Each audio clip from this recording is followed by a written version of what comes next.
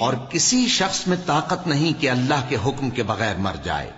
اس نے موت کا وقت مقرر کر کے لکھ رکھا ہے، اور جو شخص دنیا میں اپنے اعمال کا بدلہ چاہے اس کو ہم یہیں بدلہ دے دیں گے، اور جو آخرت میں طالب ثواب ہو اس کو وہاں اجر عطا کریں گے، اور ہم شکر گزاروں کو عنقریب بہت اچھا صلہ دیں گے. اور بہت سے نبی ہوئے ہیں جن کے ساتھ ہو کر اکثر اہل اللہ دشمنوں سے لڑے ہیں، تو جو مصیبتیں ان پر اللہ کی راہ میں واقع ہوئیں ان کے سبب انہوں نے نہ تو ہمت ہاری اور نہ بزدلی کی، نہ کافروں سے دبے. اور اللہ استقلال رکھنے والوں کو دوست رکھتا ہے.